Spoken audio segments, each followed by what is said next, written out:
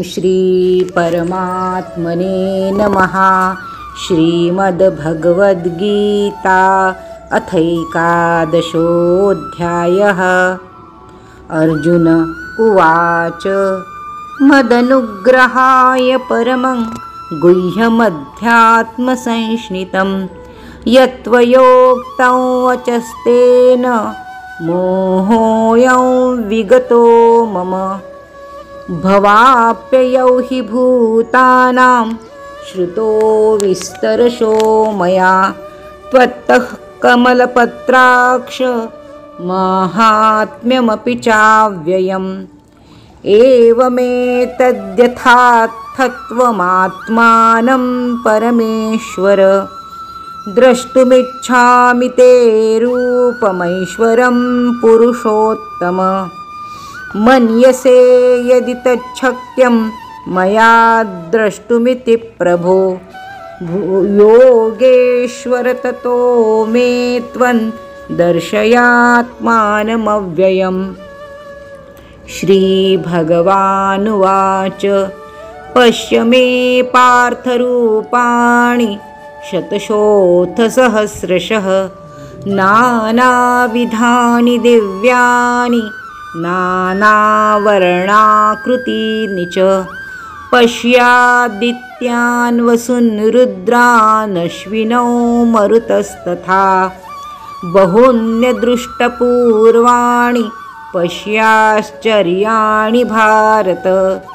इहैकस्थं जगत्कृत्स्नं पश्चाद्य सचराचरं मम देहे गुडाकेश यच्चान्यद्द्रष्टुमिच्छसि न तु मां शक्यसे द्रष्टुं मनेनैव स्वचक्षुषा।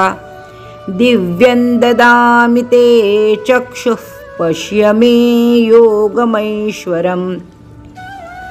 सञ्जय उवाच एवमुक्त्वा ततो राजन्महायोगेश्वरो हरिः दर्शयामास पार्थाय परमं रूपमैश्वरम्।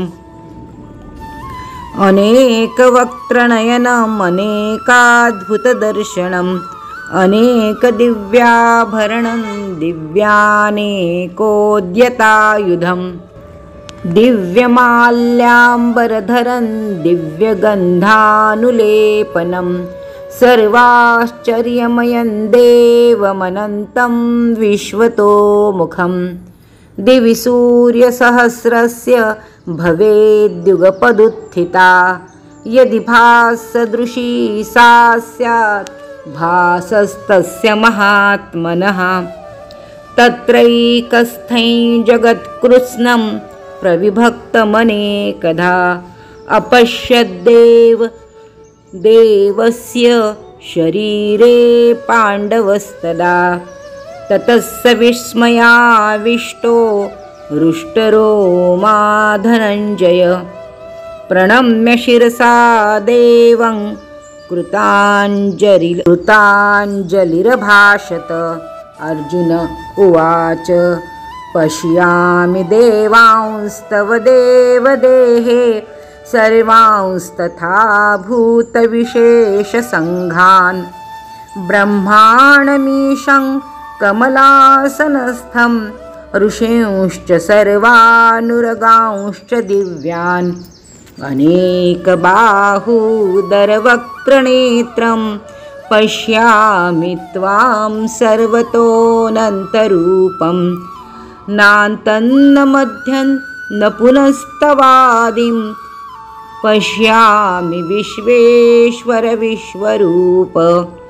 किरीटिनं गदिनं चक्रिणं च तेजोराशिं सर्वतो दीप्तिमन्तं पश्यामि त्वां दुर्निरीक्षं समन्तात् दीप्तानलार्कद्युतिमप्रमेयं। त्वमक्षरं परमवेदितव्यं त्वमस्य विश्वस्य परन्निधानं। त्वमव्ययः शाश्वतधर्मगोप्ता सनातनस्त्वं पुरुषो मतो मे। अनादिमध्यान्तमनन्तवीर्यमनन्तबाहुं शशिसूर्यनेत्रं पश्यामि त्वां दीप्तहुताशवक्त्रं स्वतेजसा विश्वमिदन्तपन्तम्। द्यावा पृथिव्योरिदमन्तरं हि व्याप्तं त्वयैकेन दिशश्च सर्वाः। दृष्ट्वाद्भुतं रूपमुग्रं तवेदं लोकत्रयं प्रव्यथितं महात्मन्। अमीहि त्वां सुरसङ्घा विशन्ति केचिद्भीताः प्राञ्जलयो गृह्णन्ति। स्वस्तीत्युक्त्वा महर्षिसिद्धसङ्घाः स्तुवन्ति त्वां स्तुतिभिः पुष्कलाभिः। रुद्रादित्या वसवो ये च साध्या विश्वैश्विनौ मरुतश्चोष्मपाश्च। गन्धर्वयक्षा सुरसिद्धसङ्घा वीक्षन्ते त्वां विस्मिताश्चैव सर्वे। रूपं महत्ते बहुवक्त्रनेत्रं महाबाहो बहुबाहुरुपादं बहूदरं बहुदंष्ट्राकरालं दृष्ट्वा लोकाः प्रव्यथितास्तथाहम्। नभस्पृशं दीप्तमनेकवर्णौ व्यात्ताननन्दीप्तविशालनेत्रं दृष्ट्वा हि त्वां प्रव्यथितान्तरात्मा धृतिं न विन्दामि शमं च विष्णो। दंष्ट्राकरालानि च ते मुखानि दृष्ट्वैव कालानलसन्निभानि।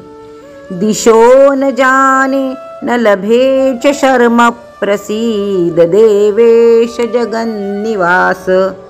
अमी च त्वां धृतराष्ट्रस्य पुत्राः सर्वे सहैवावनिपालसङ्घैः। भीष्मो द्रोणसूतपुत्रस्तथासौ सहास्मदीयैरपि योधमुख्यैः। वक्त्राणि ते त्वरमाणा विशन्ति दंष्ट्राकरालानि भयानकानि। केचिद्विलग्ना दशनान्तरेषु सन्दृश्यन्ते चूर्णितैरुत्तमाङ्गैः। यथा नदीनां बहवोऽम्बुवेगाः समुद्रमेवाभिमुखा द्रवन्ति। तथा तवामि नरलोकवीरा विशन्ति वक्त्राण्यभिविज्वलन्ति। यथा प्रदीप्तं ज्वलनं पतङ्गा विशन्ति नाशाय समृद्धवेगाः। तथैव नाशाय विशन्ति लोकास्तवापि वक्त्राणि समृद्धवेगाः। लेलीहसेऽग्रसमानः समन्ताल् लोकान् समग्रान् वदनैर्ज्वलद्भिः। तेजोभिरापूर्य जगत्समग्रं भासस्तवोग्राः प्रतपन्ति विष्णो। आख्याहि मे को भवानुग्ररूपो नमोऽस्तु ते देववरप्रसीद। विज्ञातुमिच्छामि भवन्तमाद्यन् न हि प्रजानामि तव प्रवृत्तिं। श्रीभगवानुवाच कालोऽस्मि लोकक्षयकृत्प्रवृद्धो लोकान् समाहर्तुमिह प्रवृत्तः। ऋतेऽपि त्वां न भविष्यन्ति सर्वे एव स्थिताः प्रत्यनीकेषु योधाः। तस्मात् त्वमुत्तिष्ठ यशो लभस्व जित्वा शत्रून् भुङ्क्ष्व राज्यं समृद्धम्। मयैवैते निहताः पूर्वमेव निमित्तमात्रं भव सव्यसाचिन्। द्रोणं च भीष्मं च जयद्रथं च कर्णं तथान्यानपि योधवीरान् मया हतांस्त्वयि जहिमा व्यथिष्ठा युध्यस्वजेतासि रणे सपत्नान्। सञ्जय उवाच एतच्छ्रुत्वा वचनं केशवस्य कृताञ्जलिर्वेपमानः किरीटी नमस्कृत्वा भूय एवाह कृष्णं सगद्गदं भीतभीतः प्रणम्य। अर्जुन उवाच स्थाने ऋषिकेश तव प्रकीर्त्या जगत्प्रहृष्यत्यनुरज्यते च रक्षांसि भीतानि दिशो द्रवन्ति सर्वे नमस्यन्ति च सिद्धसङ्घाः। कस्माच्च ते न मेरण्महात्मन् गरीयसे ब्रह्मणोऽप्यादिकर्त्रे अनन्तदेवेश जगन्निवास त्वमक्षरं सदसत्तत्परं यत् त्वमादिदेवः पुरुषः पुराणस्त्वमस्य विश्वस्य परन्निधानं वेत्तासि वेद्यं च परं च धाम त्वया ततं विश्वमनन्तरूपं वायुर्यमोऽग्निवरुणः शशाङ्कः प्रजापतिस्त्वं प्रपितामहश्च नमो नमस्तेस्तु सहस्रकृत्वः पुनश्च भूयोऽपि नमो नमस्ते। नमः पुरस्तादथ पृष्ठतस्ते नमोऽस्तु ते सर्वत एव सर्व। अनन्तवीर्यामितविक्रमस्त्वं सर्वं समाप्नोषि ततोऽसि सर्वः।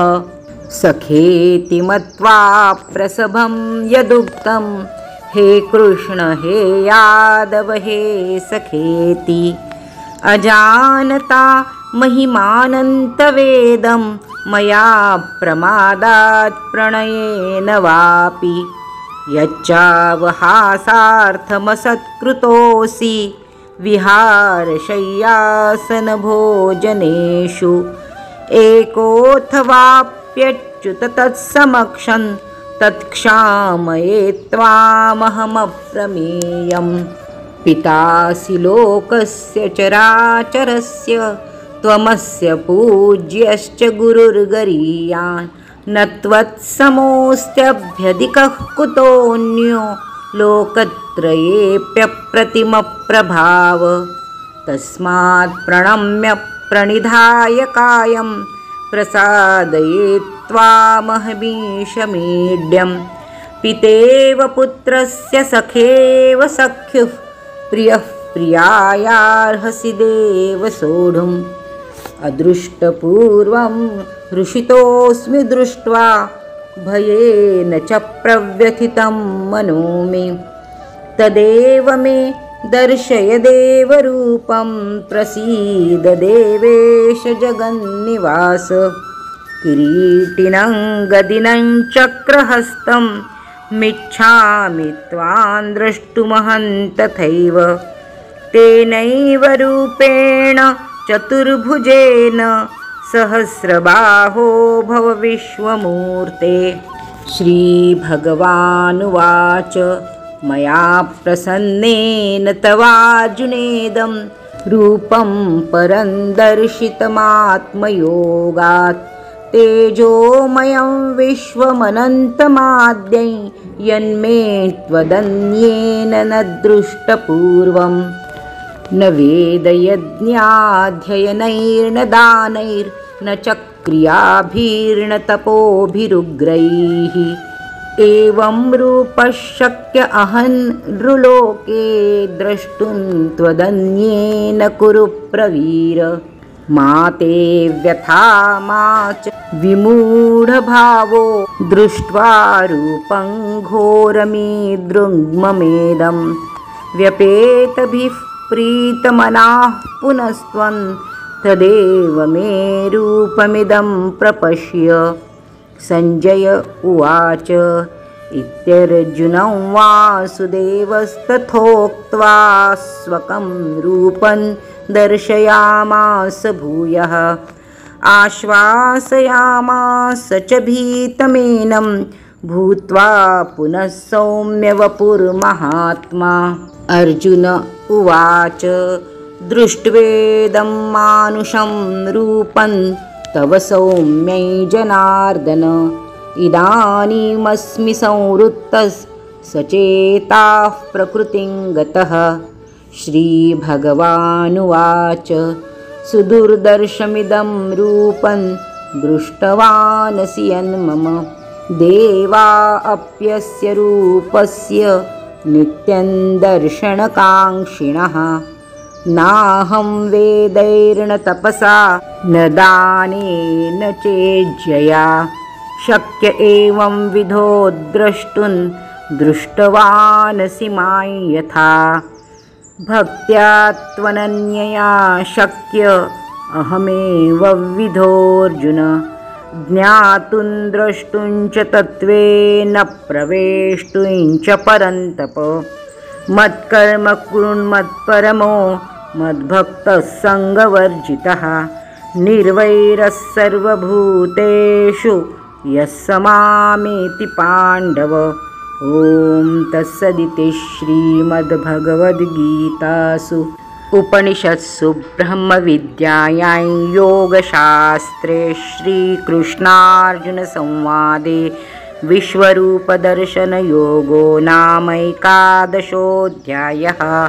ॐ श्रीकृष्णार्पणमस्तु।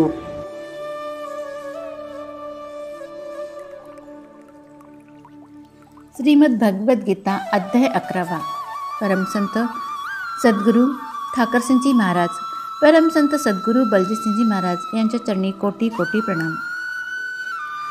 भगवान श्रीकृष्णाच्या चरणी त्रिवार वंदन। श्री गणेशाच्या कृपेनेच हे कार्य होत आहे। श्री सद्गुरूची अनिवार्य कृपा माझ्यावर बरसत आहे, म्हणूनच गीतेसारखा अध्याय मला सांगावासा वाटते।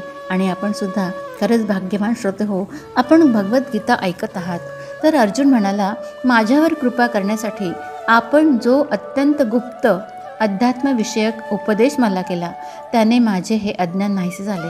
कारण हे कमलदलन आहे ना, मी आपल्याकडून प्राण्यांची उत्पत्ती आणि प्रलय विस्तारपूर्वक ऐकले आहेत, तसेच आपला अविनाशी प्रभावही ऐकला आहे।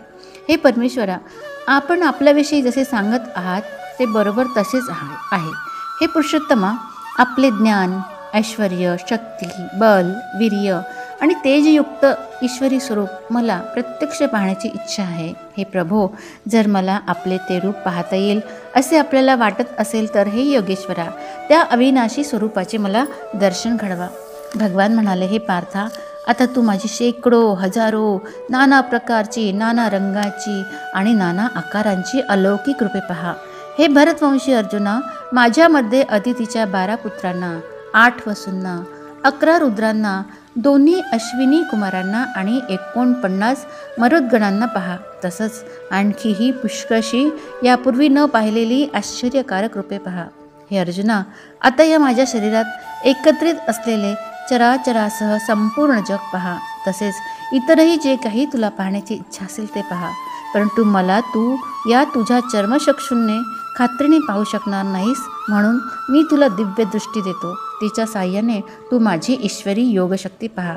संजय म्हणाला, हे महाराज, महायोगेश्वर आणि सर्व पापांचा नाश करणाऱ्या भगवंतांनी असं सांगून मग अर्जुनाला परम ऐश्वर्ययुक्त दिव्य स्वरूप दाखवले। अनेक तोंडे आणि डोळे असलेल्या, अनेक आश्चर्यकारक दर्शने असलेल्या, पुष्कशः दिव्य अलंकाराने विभूषित आणि पुष्कशी दिव्य शस्त्रे हातात घेतलेल्या, दिव्य माळा आणि वस्त्रे धारण केलेल्या, तसेच दिव्य गंधाने विभूषित, सर्व प्रकारच्या आश्चर्याने युक्त अनंत स्वरूप, सर्व बाजूंनी तोंडे असलेल्या विराट स्वरूप परमदेव परमेश्वराला अर्जुनाने पाहिले। आकाशात हजारो सूर्य एकदम उगवले असता जो प्रकाश पडेल तो त्या विश्वरूप परमात्म्याच्या प्रकाशा इतका कदाचित होईल म्हणजे होणारच नाही।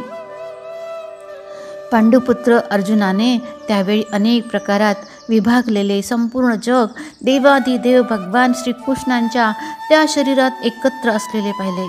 त्यानंतर तो आश्चर्यचकित झाला आणि अंगावर रोमांच उभा असलेला अर्जुन प्रकाशमय विश्वरूप परमात्म्याला श्रद्धा भक्तीसह मस्तकाने प्रणाम करून हात जोडून म्हणाला, हे देवा, मी आपल्या दिव्य देहात संपूर्ण देवांना तसंच अनेक भूतांच्या समुदायांना, कमळाच्या आसनावर विराजमान झालेल्या ब्रह्मदेवाला, शंकराला, सर्व ऋषींना तसेच दिव्य सर्पांना पाहत आहे. हे संपूर्ण विश्वाचे स्वामी, मी आपल्याला अनेक बाहू, पोटे, तोंडे, डोळे असलेले तसेच सर्व बाजूनी अनंत रूपे असलेले पाहत आहेत.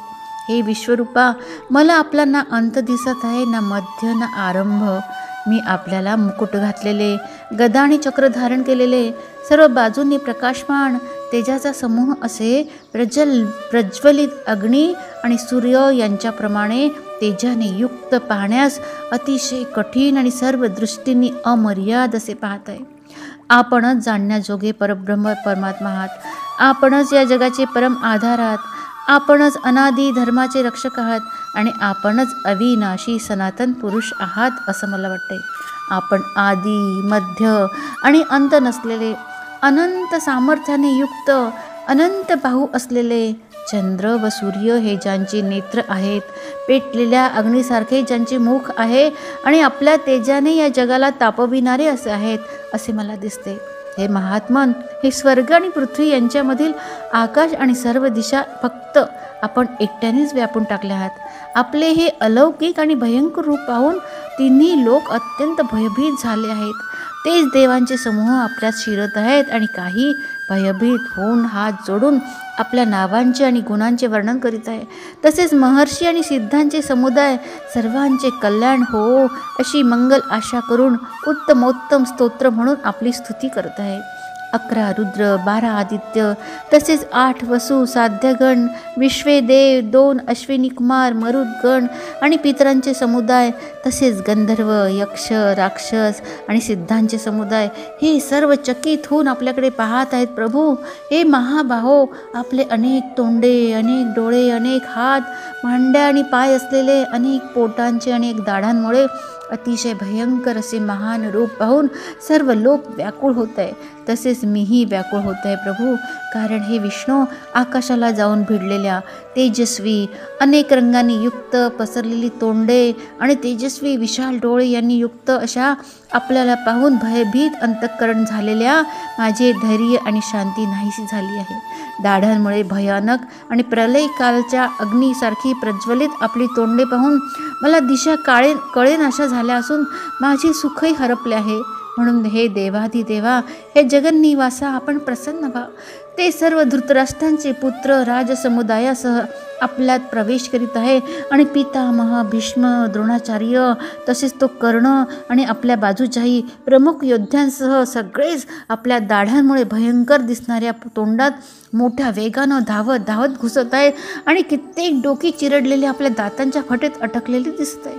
ज्याप्रमाणे नद्यांचे पुष्कळसे जलप्रवाह स्वाभाविकच समुद्राच्याच दिशेने धाव घेतात, अर्थात समुद्रात प्रवेश करतात, त्याचप्रमाणे ते मनुष्य लोकातील वीर आपल्या धडाडून पेटलेल्या तोंडात शिरत आहे. जसे पतंग मोहाने मरून जाण्यासाठी पेटलेल्या अग्नीत अतिशय वेगाने धावत शिरतात, तसेच हे सर्व लोकही स्वतःच्या नाशासाठी आपल्या तोंडात अतिशय वेगाने धावत प्रवेश करीत आहेत. प्रभू, आपण त्या सर्व लोकांना प्रज्वलित तोंडांनी गिळत गिळत सर्व बाजूंनी वारंवार चाटत आहात. हे विष्णू, आपला प्रखर प्रकाश सर्व जगाला तेजाने पूर्ण भरून तापवित आहेत. मला सांगा की भयंकर रूप धारण करणारे आपण कोण आहात? हे देवश्रेष्ठा, आपणाला नमस्कार असो. आपण प्रसन्न व्हा. आदी पुरुष अशा आपल्याला मी विशेष रीतीने जाणू इच्छितो, कारण आपली ही करणी मला मुळीसुद्धा कळत नाही. श्री भगवान म्हणाले, मी लोकांचा नाश करणारा वाढलेला महाकाल आहे. यावेळी या लोकांच्या नाशासाठी मी प्रवृत्त झालो आहे. म्हणून शत्रुपक्षीय सैन्यात जे योद्धे आहेत ते सर्व फक्त तुझ्याशिवाय राहणार नाहीत. म्हणजेच तू युद्ध केले नाहीस तरी या सर्वांचा नाश होणार. म्हणूनच तू उठ, यश मिळव, शत्रूंना जिंकून धनधान्य संपन्न राज्याचा उपभोग घे. हे सर्व शूरवीर आधीच माझ्याकडून मारले गेले आहेत. हे सव्यसाची, अर्जुनाला डाव्या हातानेही बाण सोडण्याचा अभ्यास होता, म्हणून त्याला सव्यसाची असे नाव मिळाले होते. हे सव्यसाची, तू फक्त निमित्त मात्रच हो. द्रोणाचार्य आणि पितामह भीष्म, तसेच जयद्रथ आणि कर्ण, त्याचप्रमाणे माझ्याकडून मारल्या गेलेल्या इतरही पुष्कळ शूर योद्ध्यांना तू मार. भिवू नकोस. युद्धात खात्रीने तू शत्रूंना नक्की जिंकशील, म्हणून तू युद्ध कर. संजय म्हणाला. भगवान केशवांचे हे बोलणे ऐकून किरीटी अर्जुनाने हात जोडून कापत कापत नमस्कार केला आणि अत्यंत भयभीत होऊन प्रणाम करून भगवान श्रीकृष्णांना सद्गदित होऊन तो पुन्हा पुन्हा म्हणाला. हे अंतर्यामी, आपले नाव, गुण आणि प्रभाव यांच्या वर्णनाने जग अतिशय आनंदित होते व तुमच्यावर अतिशय प्रेम करू लागते. तसेच भ्यालेले राक्षस दशदिशात पळून जात आहेत आणि सर्व सिद्धगणांचे समुदाय आपल्याला नमस्कार करीत आहेत. हे योग्यच आहे. हे महात्मन, ब्रह्मदेवाचेही आदी कारण आणि सर्वात श्रेष्ठ अशा आपल्याला हे नमस्कार का बरं करणार नाहीत? कारण हे अनंता, हे देवाधिदेवा, हे जगन्निवासा, जे सत असत आणि त्या पलीकडील अक्षर तथा अर्थात सच्चिदानंदघन ब्रह्म आहे, ते आपणच स्वतः आहात. आपण आदिदेव आणि सनातन पुरुष आहात. आपण या जगाचे परम आश्रयस्थान आहात. जग जाणणारेही आपणच आणि जाणण्याजोगेही आपणच. परमधामही आपणच आहात. हे अनंत रूपा, आपण सर्व विश्व व्यापले आहे. आपण वायू, यमराज, अग्नी, वरुण, चंद्र, प्रजेचे स्वामी, ब्रह्मदेव आणि ब्रह्मदेवाचेही जनक आहात. आपल्याला हजारो वेळा नमस्कार. नमस्कार असो. आपल्याला आणखी वारंवार नमस्कार नमस्कार नमस्कार असोत. हे अनंत सामर्थ्यशाली, आपल्याला पुढून आणि मागूनही नमस्कार. हे सर्वात्मका, आपल्याला सर्व बाजूंनीच नमस्कार असो. कारण अनंत पराक्रमशाली अशा आपण सर्व जग व्यापले आहे, म्हणून आपण सर्व रूप आहात. आपला हा प्रभाव न जाणण्यामुळे आपण माझे मित्र आहात असे म्हणून प्रेमाने किंवा चुकीने मी हे कृष्णा, हे यादवा, हे सख्या असे जे काही विचार न करता मुद्दाम म्हटले असेल आणि हे अच्युता, माझ्याकडून विनोदासाठी फिरताना, झोपताना, बसल्यावेळी आणि भोजन इत्यादी करताना आपला एकांतात किंवा त्या मित्रांच्या समक्ष जो अपमान झाला असेल, त्या सर्व अपराधांची अचिंत्य प्रभावशाली अशा आपणांकडे मी क्षमा मागत आहे. आपण या चराचर जगताचे जनक आहात. तसेच सर्वश्रेष्ठ गुरु आणि अत्यंत पूजनीय आहात. हे अतुलनीय प्रभावा, त्रैलोक्यात आपल्या बरोबरीचाही दुसरा कोणी नाही. मग आपल्याहून श्रेष्ठ कसा असू शकेल? म्हणूनच हे प्रभो, मी आपल्या चरणांवर शरीराने लोटांगण घालून नमस्कार करून स्तुत्य अशा आपण ईश्वराने प्रसन्न व्हावे म्हणून वारंवार प्रार्थना करीत आहे. हे देवा, वडील जसे पुत्राचे, मित्र जसे मित्राचे आणि पती जसे आपल्या प्रियतम पत्नीचे अपराध सहन करतात, तसेच आपणही माझे अपराध सहन करण्यास योग्य आहात. प्रभू, पूर्वी न पाहिलेले आपले हे आश्चर्यकारक रूप पाहून मी अतिशय आनंदित झालो आहे आणि माझे मन भीतीने अतिशय व्याकुळही होत आहे. म्हणून आपण मला ते चतुर्भुज विष्णू रूपच दाखवा. हे देवेशा, हे जगन्निवासा, प्रसन्न व्हा. मी पहिल्यासारखेच आपणाला मुकुट धारण केलेले तसेच गदा आणि चक्र हातात घेतलेले पाहू इच्छितो. म्हणून हे विश्वस्वरूपा, हे सहस्त्रबाहो, आपण त्याच चतुर्भुज रूपाने प्रकट व्हा. तेव्हा श्री भगवान म्हणाले, हे अर्जुना, मी तुझ्यावर अनुग्रह करण्यासाठी आपल्या योगशक्तीच्या प्रभावाने हे माझे परम तेजोमय, सर्वांचे आदी सीमा नसलेले विराट रूप तुला दाखवले. ते तुझ्याशिवाय दुसऱ्या कोणीही यापूर्वी पाहिले नव्हते. हे अर्जुना, मानव लोकात अशा प्रकारचा विश्वरूपधारी मी वेदांच्या आणि यज्ञांच्या अध्ययनाने, दानाने, वैदिक कर्मांनी आणि उग्र तपश्चर्यांनीही तुझ्याखेरीज दुसऱ्याकडून पाहिला जाणे शक्य नाही. माझे या प्रकारचे हे भयंकर रूप पाहून तू भयभीत होऊ नकोस किंवा गोंधळूनसुद्धा जाऊ नकोस.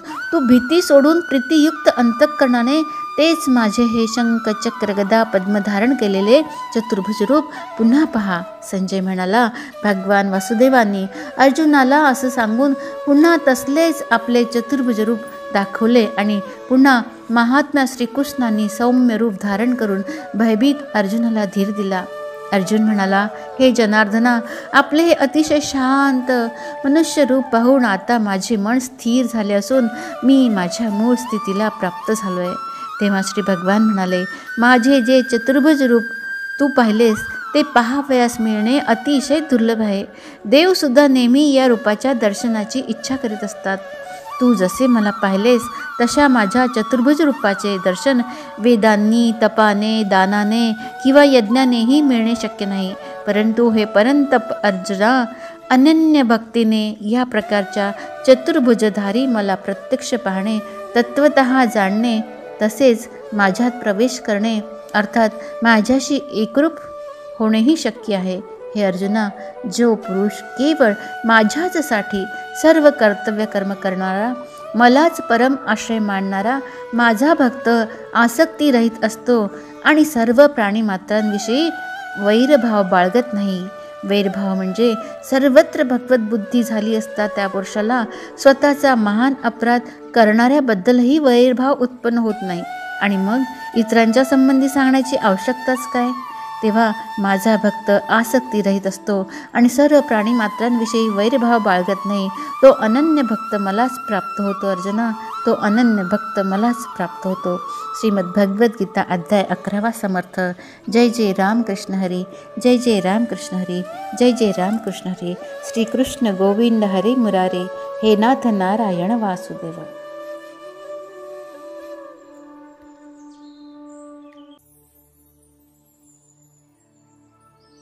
श्रीमद् गीता महात्म्य अध्याय 11. श्री गणेशाय नमः. श्री सरस्वते नमः. श्री गुरुभ्यो नमः. परमसंत सद्गुरू ठाकरसिंगजी महाराज, परमसंत सद्गुरू बलजीसिंगजी महाराज यांच्या चरणी कोटी कोटी प्रणाम. भगवान कृष्णाच्या चरणी त्रिवार वंदन. श्रोते हो, आपणाला साष्टांग दंडवत.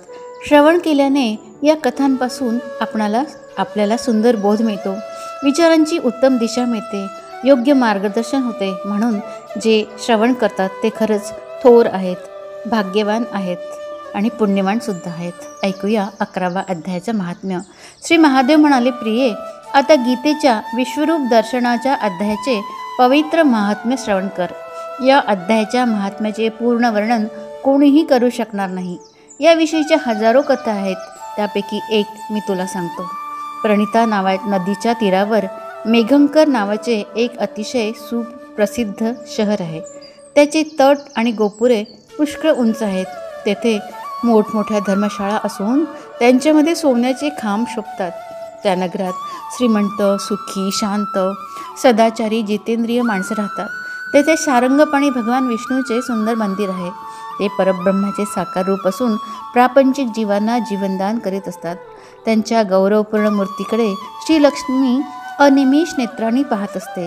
ही मूर्ती वामन अवतारातील आहे. तिचा रंग मेघासारखा सावळा असून आकृती कोमल आहे. वक्षस्थळावर श्रीवत्स चिन्ह असून गळ्यात वनमाला आहेत. त्यांच्या श्रीविग्रहावर अनेक अलंकार घातलेले असल्यामुळे ते रत्नयुक्त समुद्रासारखे वाटतात. त्यांनी पितांबर धारण केल्यामुळे विजेने वेढलेल्या काळ्या ढगासारखे ते शोभतात. त्या भगवान वामनांच्या दर्शनाने जीव जन्म मरणरूप संसार बंधनातून मुक्त होतात.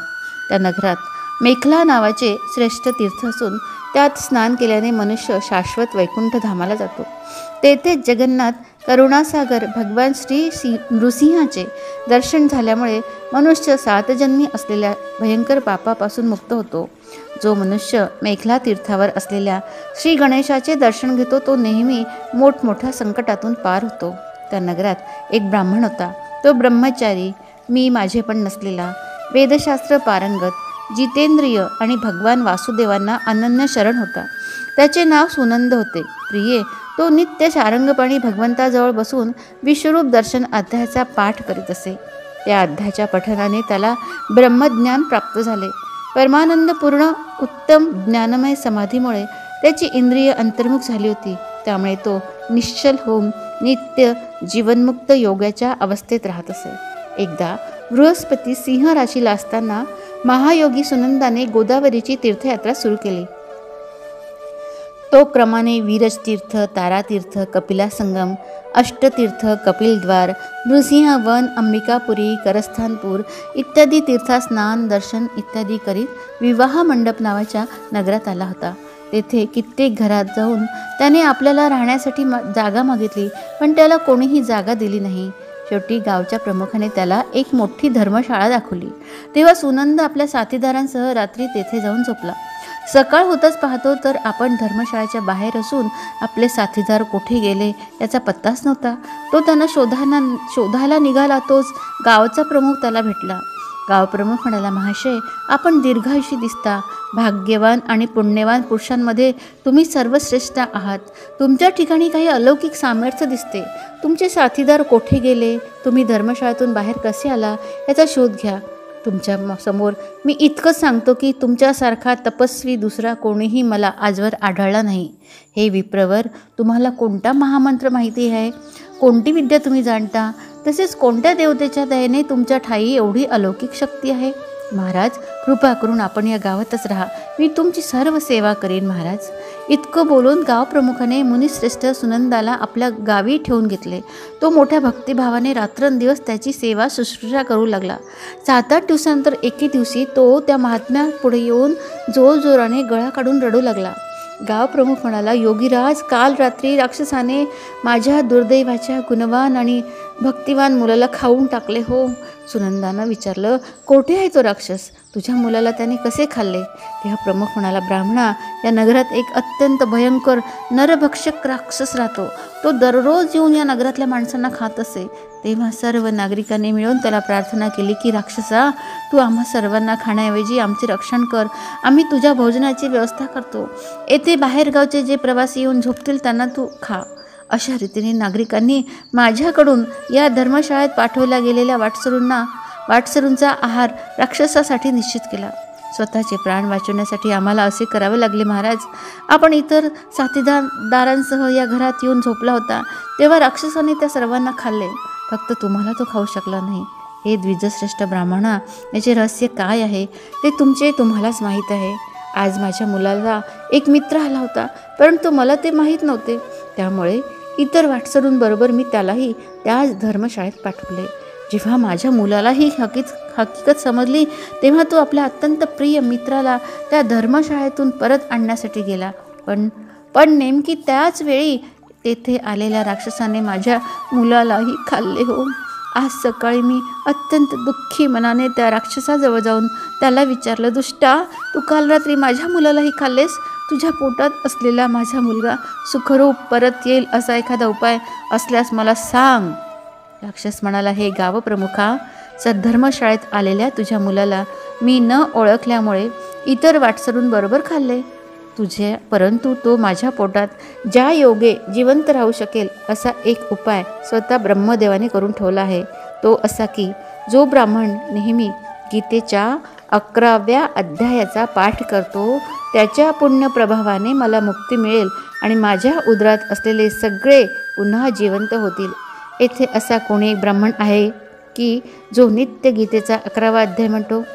त्या अध्यायाच्या 7 आवृत्ती म्हणून त्यांनी अभिमंत्रित केलेले पाणी माझ्या अंगावर टाकल्यास माझी शापातून खात्रीने मुक्तता होईल. हे ब्राह्मण, हा राक्षसाचा निरोप घेऊन मी तुमच्याकडे आलो आहे. ब्राह्मणाने विचारले, अहो ग्रामपाल, जो रात्री झोपलेल्या माणसांना खातो तो कोणत्या पापामुळे राक्षस झाला? ग्रामप्रमुख म्हणाला, ब्राह्मणा, पूर्वी या गावात कोणी एक ब्राह्मण राहत होता. तो शेती करी. एके दिवशी तो शेतीतील मार्गशीर्षात पिकणाऱ्या वाटाण्यांची राखण करत होता. तेथून जवळच एक गिधाड एका वाटसरूला मारून खात होते. त्याच वेळी एक तपस्वी कोठून तरी तिथे आला. त्या वाटसरूला वाचवण्याकरता त्याने लांबून गिधाडाला हाकलण्यासाठी त्याच्यावर दगड फेकत होता. तो फेकत येत होता, पण गिधाड वाटसरूला खाऊन आकाशात उडून गेले. त्यावेळी तेथे आलेला तपस्वी संतापून त्या शेतकऱ्याला म्हणाला, अरे नीच शेतकऱ्या, तुझा धिक्कार असो. तू उलट्या काळजाचा आहेस. दुसऱ्याला वाचवायचे सोडून तू आपले पोट भरण्याच्या धंद्यात गुंतला आहेस. आग लागू तुझ्या जगण्याला. अरे, जो मनुष्य चोर, हिंस्त्र प्राणी, सर्प, शत्रू, आग, विष, पाणी, गिधाड, राक्षस, भूत, वेताळ इत्यादींनी घायाळ केलेल्या प्राण्यांना शक्य असून सोडवत नाही त्यांना मारण्याचं पाप लागते, समजलं? जो समर्थ असूनही चोर इत्यादींच्या तावडीत सापडलेल्या ब्राह्मणाला सोडवण्याचा प्रयत्न करीत नाही ना, तो भयंकर नरकात पडतो आणि नंतर लांडग्याच्या जन्माला जातो. जो वनात मारल्या जाणाऱ्या किंवा गिधाड, वाघ यासारख्या प्राण्यांच्या नजरेत आलेल्या जीवाला वाचवण्यासाठी सोडा सोडा म्हणून आरडाओरडा करतो, तो परमगतीला प्राप्त होतो. जो मनुष्य गायींना वाचवण्यासाठी वाघ, भिल्ल, दुष्ट राजे इत्यादींकडून प्रसंगी मरण पत्करतो, तो योग्यांनाही दुर्लभ अशा भगवान विष्णूंच्या परमपदाला जातो.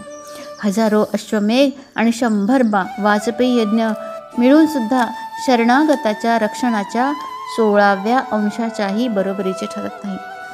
दीनवाण्या आणि भयभीत जीवांची उपेक्षा केली असता पुण्यवान माणसेही कुंभीपाक नावाच्या नरकात शिजवली जातात. दुष्ट गिधाड वाटसरूला खाताना पाहून त्याला वाचवायला समर्थ असूनही तू त्याला वाचवले नाही, यावरून तू निर्दय वाटतोस. निर्दय म्हणून जा, तू राक्षस हो. शेतकरी म्हणाला, हे तपस्वी, मी येथे होतो हे खरे, पण माझे लक्ष पिकाच्या रक्षणाकडे लागले असल्यामुळे गिधाड मनुष्याला मारत असलेले माझे लक्षात आले नाही. म्हणून आपण मला एवढी कठोर शिक्षा देऊ नका हो, माझ्यावर दया करा. तेव्हा तपस्वी म्हणाला, ठीक आहे, जो दररोज गीतेचा 11व्या अध्याय म्हणतो त्याने त्या अध्यायाने अभिमंत्रित केलेले पाणी तुझ्या मस्तकावर घातले असता तू शापातून मुक्त होशील. एवढे बोलून तपस्वी निघून गेला आणि तो शेतकरी राक्षस झाला. म्हणून हे द्विजश्रेष्ठ, चला आणि 11व्या अध्यायाचे जल अभिमंत्रित करून त्या राक्षसाच्या मस्तकावर तुम्ही स्वतःच शिंपडा महाराज. ग्रामपालाची ही विनंती ऐकून सुनंदाचे मन करुणेने भरून आले. ठीक आहे असे म्हणून तो त्याच्याबरोबर राक्षसाजवळ आला. त्याने विश्वरूप दर्शन नावाच्या अध्यायाने पाणी अभिमंत्रित करून त्या राक्षसाच्या मस्तकावर ओतले. त्याबरोबर तो शापमुक्त झाला. त्याचा राक्षस देह तिथेच पडला आणि त्यातून चतुर्भुज रूप असलेला नवा देह त्याला प्राप्त झाला. इतकेच नव्हे तर त्याने ज्या हजारो पांतस्थाना खाल्ले होते तेही शंख, चक्र, गदा धारण केलेले चतुर्भुज रूपधारी झाले. नंतर ते सारे विमानात आरूढ झाले. इतक्यात ग्रामपाल राक्षसाला म्हणाला, निशाचरा, यातील माझा मुलगा कोणता तो मला दाखव. त्याबरोबर दिव्य बुद्धी असणाऱ्या राक्षसाने म्हटले, हा जो तमालपत्रासारखा सावळा, चतुर्भुज मानकांचा मुकुट घातलेला, दिव्य रत्नजडित कुंडले धारण केलेला, पुष्पहार घातल्यामुळे ज्याचे खांदे सुंदर दिसतात असा सोनेरी बाजूबंद असलेला, कमल नेत्र प्रेमळ दिसणारा, हातात कमळ घेतलेला आणि दिव्य विमानात बसलेला देवस्वरूप दिसत आहे ना, तोच तुझा मुलगा समज. हे ऐकताच ग्रामप्रमुखाने त्याला आपला मुलगा म्हणून आपल्या घरी घेऊन जाण्याचे ठरविले. ते पाहून मुलाला हसू आलं. मुलगा म्हणाला, ग्रामप्रमुखा, कित्येकदा तूही माझा मुलगा झालेला होतास आणि यापूर्वी मी तुझा मुलगा होतो, पण आता मी देव झालो आहे. या ब्राह्मणाच्या कृपेने मी आता वैकुंठाला जाईन. पहा, हा राक्षसही चतुर्भुज रूप धारण केलेला झाला आहे. 11व्या अध्यायाच्या प्रभावाने हाही सर्वांच्या समवेत श्री विष्णुधामाला चालला आहे. म्हणून तूही या ब्राह्मणाकडून 11वा अध्याय शिकून घेऊन नित्य त्याचा जप करीत जा. तुलाही अशीच उत्तम गती लाभेल. बाबा, मनुष्यांना सत्संग लाभणे अत्यंत कठीण असते. तोही तुम्हाला अनायासे प्राप्त झाला आहे. म्हणून आपले कल्याण करून घ्या.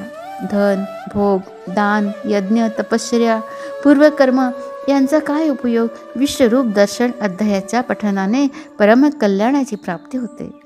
पूर्ण आनंदाचा डोहच असा कृष्ण नावाच्या परब्रह्माच्या मुखातून कुरुक्षेत्रावर त्याचा मित्र असणाऱ्या अर्जुनाला जो अमृतमय उपदेश झाला होता, तेच श्री विष्णूचे खरे स्वरूप होय. तू त्याचेच चिंतन कर. ते मोक्षासाठी दिव्य औषध आहे. संसार भयाने भयभीत झालेल्या माणसांच्या आधी व्याधींचा नाश करणारे, तसेच अनेक जन्मातील दुःखांचा नाश करणारे आहे. मला त्याच्यासारखे दुसरे कोणतेही पुरुषार्थ प्राप्तीचे साधन दिसत नाही. म्हणून त्याचेच पठन मनन करा. श्री महादेव म्हणाला. इतके बोलून तो सर्वांसह श्री विष्णूंच्या परमधामाला निघून गेला. ग्रामपालाने त्या ब्राह्मणाकडून 11व्या अध्यायाचे अध्ययन केले. नंतर ते दोघेही त्यामुळे श्री विष्णुधामाला निघून गेले. हे पार्वती, तुला मी 11व्या अध्यायाच्या महात्म्याची ही कथा सांगितली. ती ऐकल्याने मोठमोठ्या पापांचा नाश होतो. श्रोते हो, आपण सुद्धा मोठ्या श्रद्धेने या अध्यायाचं श्रवण केलं. आपण भाग्यवान आहात, आपण थोर आहात. आपणाला खरंच नमस्कार नमस्कार नमस्कार. इथे श्रीमद भगवद्गीता महात्म्य 11वा अध्याय संपवित आहे. जय जय रामकृष्ण हरी, जय जय रामकृष्ण हरी, जय जय रामकृष्ण हरी. श्रीकृष्ण शरणम मम.